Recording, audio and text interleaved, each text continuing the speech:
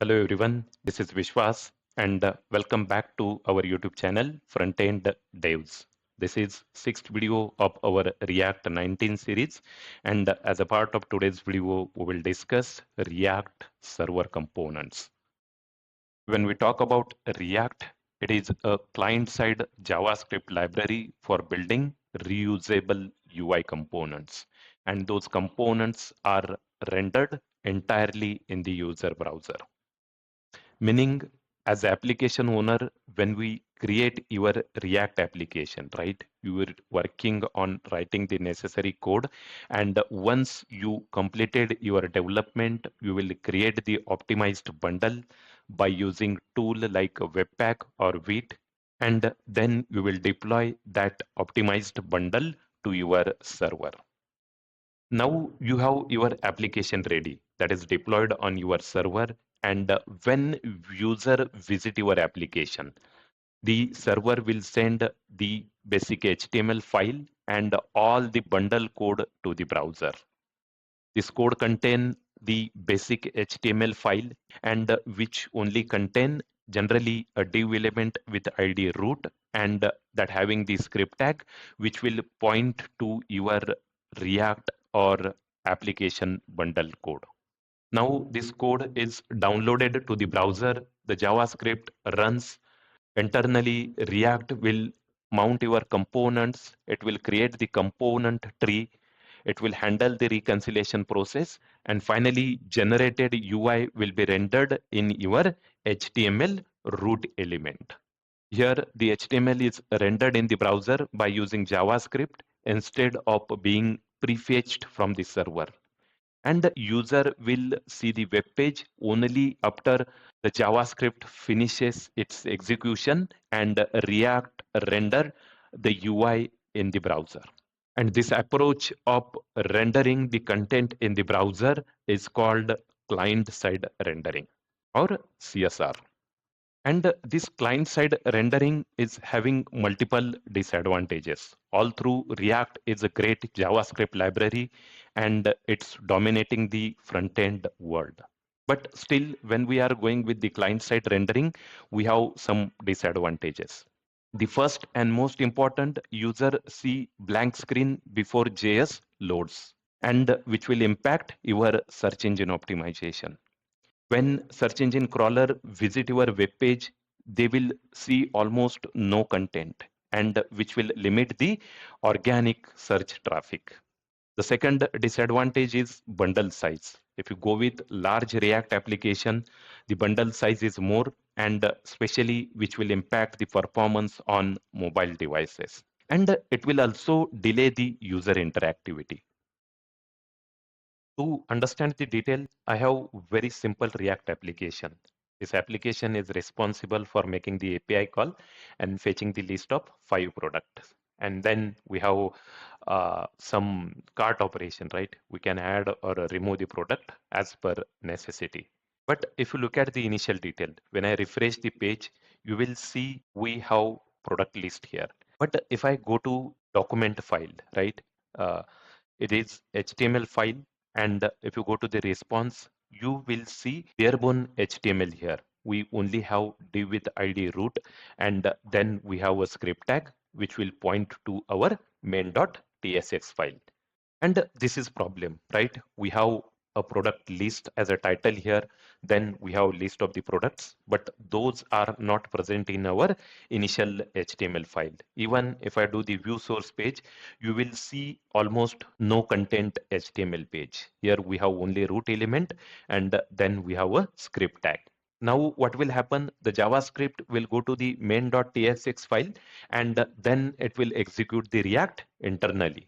And then React is responsible for making the API call, fetching the data, and showing updated content on UI. But this is not part of your initial HTML file. And this is the problem for search engine optimization. Initially, we have empty HTML file, and search engine is not able to crawl our content.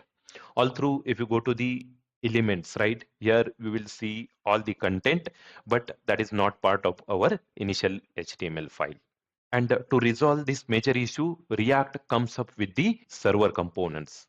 React server component allow you to render the components entirely on the server without sending any JavaScript to the client browser.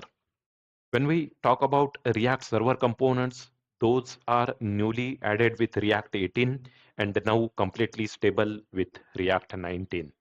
In React server components, the components are rendered on the server. They will fetch all the necessary data, pre-rendered those content, and create the necessary HTML file on server itself. And then that HTML file will be sent to the client. And the client responsibility is to just display those content. And with this server side rendering approach, we are fixing two major issues that were present in the client side rendering. The first issue is search engine optimization, and the second issue is bundle size. As we are getting all the content from the server, when search engine crawler visit our web page, we have all the contents available. And second thing, as most of our components will be rendered on the server, those contents are never shifted to client bundle, and which will reduce our client bundle size. But when we are working with React server components, we cannot use them directly with vanilla React. This is React feature, but still we have some limitation. When we are creating the server components, those code should be rendered on the server. But if we are going with React, React is completely client-side library, and that don't have any mechanism to run code on the server. So in this case, we will require some additional setup or libraries or framework that will help us to rendered React component on the server. And one of the framework we can use in this case is Next.js. Next.js framework is created on top of the React for full stack application, or that will run the React component on the server. When we are working with Next.js, all the components are by default server components, but we might need to add some client-side functionality into our components, right? We might need to use the different hooks. We might need to add the event handler. In that case, we need to convert this component into the client component. So when we are working with Next.js application, we have combination of both. The component which are having complete server side logic are considered as a server components, but if the component is using client side functionality, it could be a different hooks or the events, then we need to use those component as a client component. If you want to convert the component into client component, we need to use the special directive called use client at the top of your component. Now we will create one very simple Next.js application, and then we will see how exactly the components are rendered on the server as well as on the client. Next.js is a React framework for creating the full stack application. And if you want to create the Next.js application, we can simply add a command, npx create next app @latest. So when I go to the command prompt, I already executed that command, and then it will ask me few things. The first thing, provide your project name. I will give project name as the next app. Then it will ask if you want to go with the TypeScript or not. I will go with no. Then it will ask you to choose whether we want to use the ESLint. I will choose yes. For Tailwind CSS, I will go with no. Then it will say if you want to go with the SRC folder, I'm going with the no. And then it will ask you to choose the app router. The app router is the latest way to create the Next.js app. And if you want to use the server components, we need to go with the React 13 plus, and we need to use the app router. So I'm going with the yes. And then if you want to go with the turbo pack or not. Currently, I will not choose the bundler as a turbo pack. We will go with the existing one, and then I will choose no for this as well. Now it is installing all the required dependencies, that is React, React DOM, and the Next, and necessary dependency for ESLint. Until this installation gets completed, we will move to the VS Code and understand the project structure. At root level, we have a package.json file, and we have React 19 and Next.js 15 here. And then we have a special folder called app. All the component in the app-based router are added into the app folder, and here we have a special file, that is page file. When we visit the application, this will be your initial component that will render your application. And in this home component, we have lots of code. We don't require all this code, and let me remove everything from here. We will just use the React fragment. And now what I will do, I will add two more components. For that, let me create a new folder called components. In Next.js, we will create the component same as the React components. The first one is React server components. I will give name as a .jsx, and the second component I will create as a React client component .jsx. Let me add code for both. It is just a React client component,